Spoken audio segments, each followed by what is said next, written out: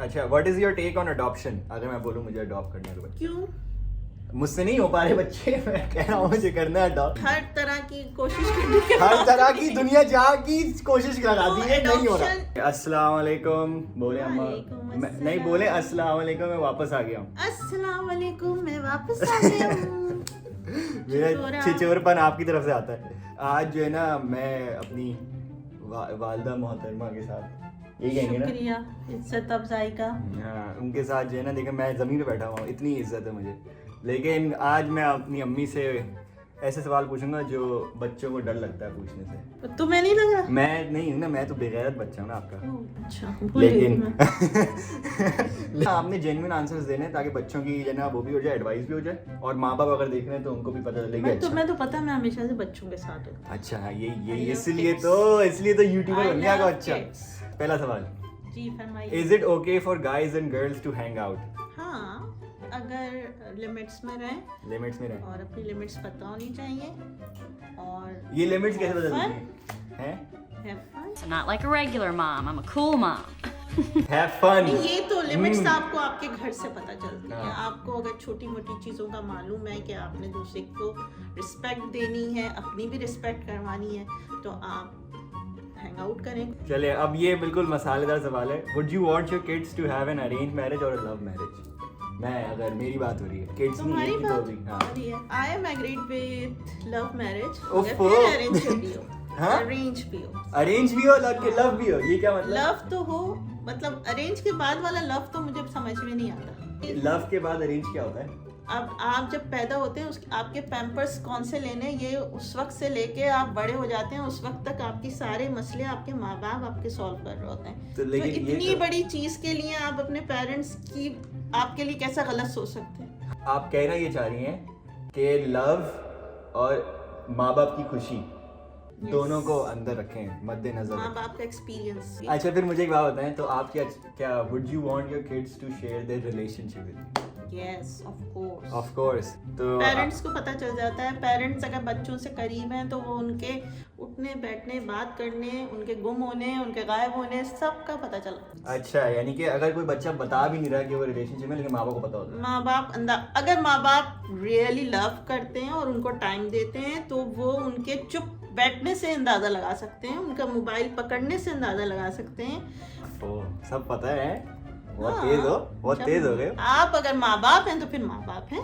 अच्छा, मुझे फिर एक बात बताएं कि आपका क्या ख्याल है उन लोगों पे जो अपने बच्चों के फोन्स में स्नूप करते हैं, यानी कि किसी का फोन उठा लिया बेटे का या बेटी का, उस पर पूरा देख रहे हैं, चैट्स पढ़ रहे हैं और तस्वीरें देख रहे हैं। पता नहीं कैसे पढ़ लेते हैं, पढ़ना नहीं चाहिए। नहीं करना चाहिए ना, ये प्राइवेसी एक चीज होती है। बच्चा है आपका, मतलब गुलाम थोड़ी है।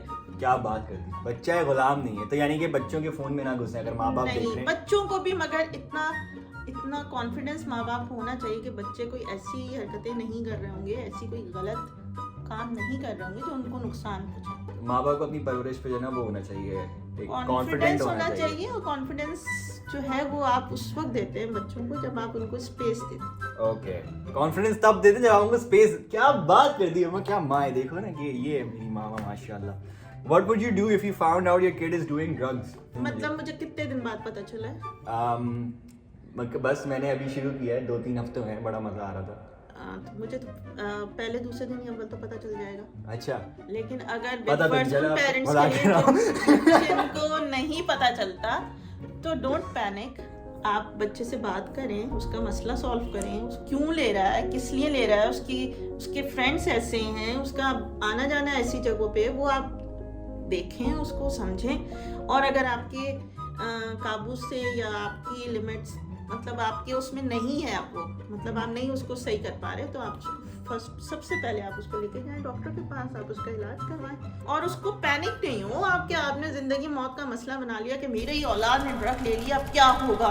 How would you react if you found out that your kid is depressed? आजकल बड़े बच्चे मेंटल हेल्थ और उनका टेंशन है, उनको डिप्रेशन में चल रहे हैं। डिप्रेशन में सबसे पहले लेकिन देसी माँ बाप नहीं मानते डिप्रेशन को, वो कहते हैं तुम नमाज पढ़ो सही हो जाएगा सब कुछ। नहीं, नमाज तो खैर मैं भी कहूँगी, देसी पेरेंट हूँ, और फिर उसके अलावा मैं यही कहूँगी कि नमाज इज़ एन आंसर।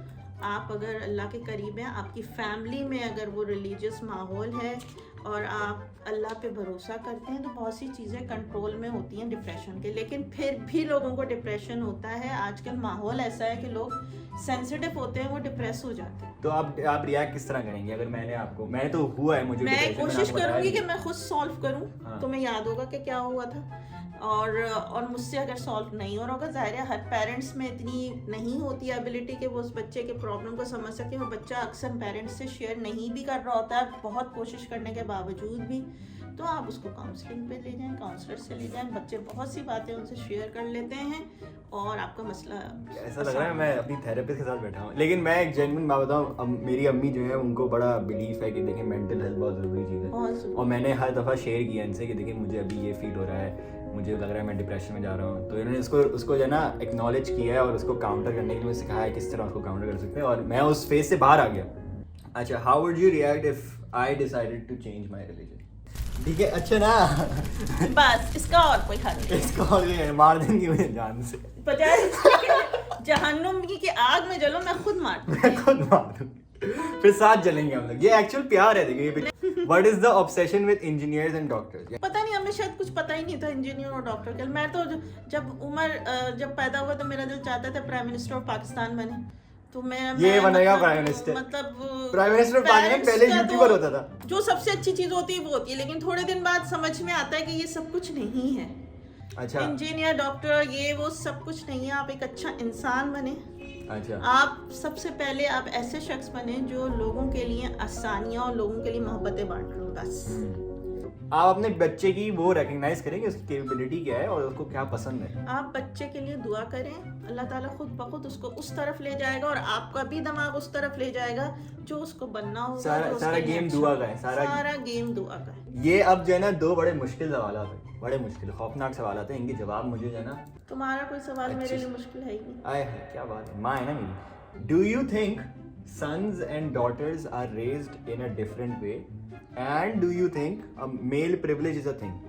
उर्दू बताओ इसकी या अंग्रेजी में काफी? जी जरूरत नहीं है। दोनों एक तरह से रेस इस सूरत में हो रहे हैं कि दोनों को मोहब्बत एक जितनी मिल रही है, दोनों पे खर्चा एक जितना हो रहा है। लेकिन ऑफ कोर्स बेटे की तरबियत अलग होती है, बेटी की तरबियत अलग होती है। उसने कुछ और काम करने हैं, उसने कुछ और काम करने हैं। क्या मतलब अब काम आप- करने हैं? क्या चाह रही हैं आप? औरतें लड़कियां क्या घर में खाने बनाती हैं सिर्फ? हैं नहीं, सिर्फ खाने नहीं बनाती।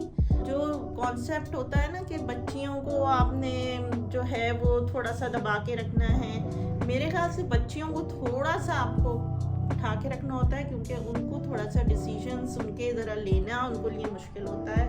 उनकी लाइफ थोड़ी सी मुश्किल होती है बनिस्बत बॉयज़ के। बॉयज को आसान होती है। दुनिया में सीधी सी बात है, प्रिविलेज है मर्दों को, लेकिन फिर आपको अपनी बेटी को, आप ये कहना चाह रही हैं कि बेटी को आप इतना स्ट्रॉन्ग रेस करें, थोड़ा सा स्ट्रॉन्ग उसको करना चाहिए बेटे के मुकाबले। आप ये कहना चाह रही हैं कि बेटी को दुनिया वैसी दबाती है हाँ, तो, लेकिन और बेटों को नहीं दबाती, क्योंकि लड़कों को खास कुछ नहीं होता, ज़्यादा तो प्रिविलेज उनको अल्लाह ही की तरफ से प्रिविलेज है। तो प्रिविलेज मिली हुई है उनको, तो पेरेंट्स को चाहिए थोड़ा अपनी बेटियों को थोड़ा सा स्ट्रॉन्ग करें। मेरी जो बड़ी बहन है उसको अम्मी कहती हैं तुम शादी भी कर ली उसने माशाल्लाह, वो घर का काम भी कर करती ली है, उसने, हमने काम कराई है इन्होंने, खुशी खुशी कराई है, और उसके बाद जॉब भी है, वो पढ़ भी रही है, उसको सब कुछ, मतलब अम्मा ने कहा है तुम सब कुछ करो, उसको रोकती नहीं किसी चीज़ से। अभी बड़ी अच्छी लगती है मैं अपनी माँ के बारे में बात, बहुत अच्छी माँ है मैं। अच्छा, अब मुझे एक बड़ा ज़रूरी सवाल है, ये एक बेटा है, उसके अंदर बहुत ज़्यादा है ना कैपेबिलिटीज़ हैं, बहुत ज़्यादा पढ़ाकू और बहुत ज़हीन बच्चा है वो, ठीक है, और एक बेटी भी है, उसको भी इतनी इक्वल उसको जो है ना कैपेबिलिटीज़ हैं उसकी।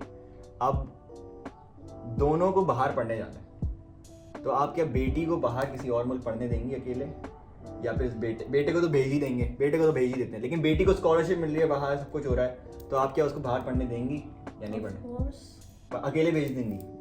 इतनी ज़्यादा अगर उसके साथ है कि वो पढ़ाई में इतनी अच्छी है, वो इतनी कॉन्फिडेंट है कि अपना ख्याल रख सकती है, वैसे तो नहीं भेजना चाहिए भाई, महरम के बगैर आप अलाउड नहीं हैं। लेकिन बाज़ औक़ात महरम अवेलेबल नहीं हो पाता, बच्ची की शादी नहीं हो पा रही, या उसका जो भी एम है वो पूरा नहीं हो पा रहा, तो आप वो थोड़ा सा स्टेप ले सकते हैं। आप 1 आध साल के बाद बेशक उसकी शादी करते हैं, लेकिन आप उसको भेज दें उसको पढ़ने के लिए ज़रूर भेज दें। अगर आपके बच्चा बहुत बोल्ड है, बहुत कॉन्फिडेंट है तो आप उसको रास्ते में रुकावट ना बने। अच्छा अम्मा, यही सवाल थे हमारे पास। मजा आया आपको मेरी वीडियो में आके? मशहूर हो जाएंगे आप कुछ दिनों में। ओहो, नकाब वाली है मामा, नकाब वाली मामा। नकाब वाली मामा।